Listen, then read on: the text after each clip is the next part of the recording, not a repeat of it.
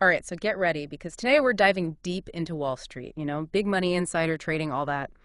We're looking at the story of Stephen Cohen, this guy who built like $1 billion empire. And, you send us this episode of American Scandal, and it really gets into like how he pulled it off legally or not. Yeah, and it's interesting how they start this whole thing way before Wall Street. They start with Cohen as like a teenager and how his whole obsession with poker like foreshadowed his approach to finance later on. Yeah, right? Like, even mentions back then he was already so focused on probability, reading people for those little poker tells. Always trying to find an edge, even as a kid. I mean, that story about the grocery store and the pricing gun, that was Yeah, pretty wild. absolutely. Uh, Like it really shows you that even as a kid, Cohen understood how these small margins could add up over time, right? A few cents here and there on mislabeled cans of whatever, and it turns into real money. It's almost like a microcosm of his whole career on Wall Street, you know? so it's kind of like he learned early on that knowledge is power, whether you're playing cards or playing the stock market. It's exactly. It's all about information asymmetry. Whoever has the best information has the power to make the most profitable moves. And you see that focus on real-world knowledge over theory later on, too. Yeah. Like when he goes to Wharton, the podcast mentions how he was skipping economics classes to watch the stock ticker instead. Yeah, he was definitely more of a hands-on learner for sure.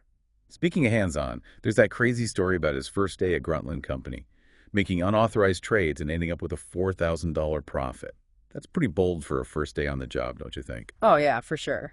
It really speaks to the culture there. It seems like results were valued above everything else, even if it meant bending the rules a little bit. It kind of foreshadows these ethical gray areas that Cohen's going to be navigating later in his career. What really stood out to you about all that? Honestly, it's how that early success really seemed to shape his whole approach to salary negotiations a few years later, Hmm. like demanding 60% of the profits and basically threatening to walk away with his entire network of contacts. Yeah. That's a power move. It definitely is. And it's so interesting how during that same conversation, his boss specifically warns him about insider trading rules, even mentions Rule 10b-5, the one that prohibits using non-public information to make trades. So even back then, the seeds of these potential legal issues were already there. So maybe it's like all those early wins and his drive kind of set him up for those problems later on. It makes you wonder how his personal life was being affected by all this, too. The episode mentions his first marriage falling apart, maybe because of all the stress from that SEC investigation into some of his trades. Yeah, it definitely humanizes him a bit.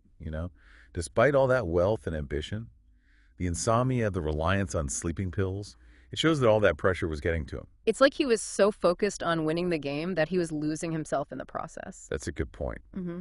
And when you look at his SEC deposition, it reveals even more. He stonewalls their questions, invokes his right against self-incrimination. It shows that he was aware of the legal risks, but he was determined to protect himself no matter what. Yeah, he was playing it smart, even if it looked a little suspicious to everyone on the outside. Absolutely. Yeah.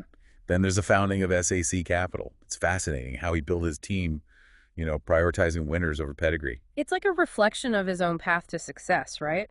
He valued raw talent and hunger over fancy degrees and connections. But then there's that story about the RCA tip that he gives to his brother. It's a little fishy, don't you think? Oh yeah, definitely raises some red flags about potential insider information. He frames it as casual speculation about a potential acquisition, but it blurs the line between what's legal and what could be considered illegal.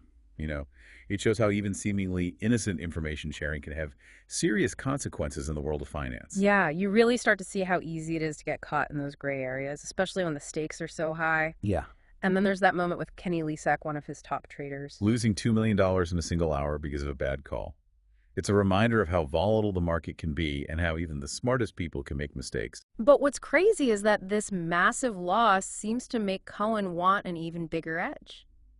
Like he needed to double down on getting information to avoid those kinds of losses in the future. And that's where things get really interesting. That pursuit of an edge of knowing what's going to happen before everyone else. It might have pushed him to take even bigger risks. And those risks could very well have crossed the line into illegal activity. Yeah, it really makes you wonder if there's ever a point where the pursuit of information just goes too far. Like, where do you draw the line? That's the whole debate about insider trading, isn't it? When does information gathering become illegal?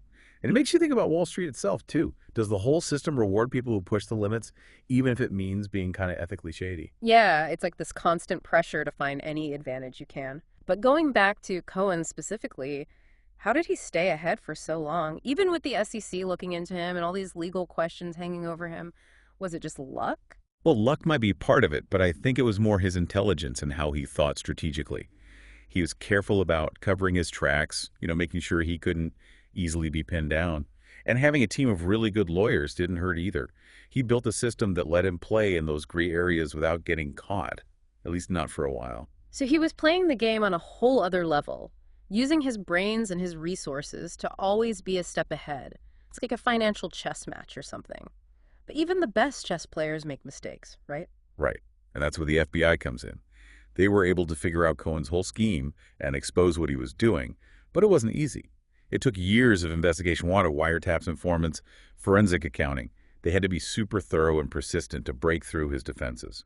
What were some of the roadblocks they hit during the investigation? I mean, going up against someone like Cohen with all his money and influence couldn't have been a walk in the park. Yeah, you're right. One of the toughest things was proving intent. With insider trading, you can't just show that someone traded on information that wasn't public. You have to show that they knew it was confidential and that they used it to make money. So it's not just about what they knew, but what they did with that knowledge. Makes sense. Did they have any star witnesses or people on the inside who helped them build the case? They did. The podcast talks about how the FBI got close to some people who used to work at SIC Capital. Some of them were upset with Cohen or felt like he'd screw them over. And those people had valuable info about how the company worked and Cohen's trading strategies. Those inside stories must have been key to connecting the dots and seeing the bigger picture. Oh, they were essential. And as the investigation kept going, the FBI started finding this pattern of trades that looked really suspicious and pointed right at Cohen. They found times when he got confidential information from analysts and then used that info to make a ton of money. So it wasn't just guessing or circumstantial stuff anymore. They were finding real proof that he was doing something wrong. It must have been pretty intense for Cohen as things started closing in on him.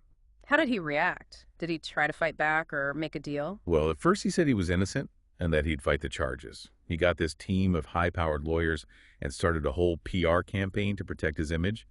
But as they found more and more evidence, it was pretty clear that he was in big trouble. So even with all his money and influence, he couldn't escape the consequences forever. What happened next? Did he ever admit to doing anything wrong? Eventually, he settled with the SEC. He agreed to pay this huge fine, like record-breaking, and to shut down SAC Capital. But he never actually said he was personally involved in insider trading. So he kind of avoided any serious personal consequences, even though his company was basically taken apart. Do you think that's right? I mean, shouldn't someone in his position be held to a higher standard? People have been arguing about that for a long time. Some say he got off easy considering how big his crimes were. Others say the settlement was fair because it's so hard to prove intent in these cases. It's complicated with no easy answers. It makes you think about who really has the power and if justice was really served. But even with the settlement, Cohen's reputation was hurt and his legacy on Wall Street was stained. Yeah, definitely. The scandal shook up the whole financial world and made people worry about how well those insider trading rules actually work. It also started a bigger conversation about whether it's okay to do whatever it takes to make money, even if it means being unethical. So Cohen's story isn't just about one greedy guy. It's about a much bigger problem in the whole financial system. Exactly. It's a warning about what happens when people have too much power and nobody holds them accountable. And it reminds us that even the most successful people aren't above the law. There's a lot to think about here. It's a super interesting story. What should our listeners pay attention to as they keep listening to the podcast? What are some of the main takeaways? Yeah, it feels like we've just scratched the surface here. Like there's so much more to uncover. What should our listener be thinking about as they dig deeper into Cohen's world, I think the big thing here is how important information is in finance. It's like having this secret weapon, right? Whoever has the best and most up-to-date insights has a huge advantage. Right. It's like having a crystal ball that shows you what the market's going to do. Yeah. But how do you even know when that information is legit research or if it crosses the line into insider trading? Where's the line? That's the question, isn't it? It's such a gray area, and that's what makes this whole thing so interesting. It makes us really think about these ethical questions and those systemic issues that might even allow these gray areas to exist. Yeah, for sure. This episode also really shows how dangerous it can be when someone's ambition goes unchecked. It seems like Cohen's drive to win all the time, that's what ultimately took him down. It's almost like a Greek tragedy or something. It really is. Mhm. It reminds us that even the smartest people can get messed up by chasing wealth and power.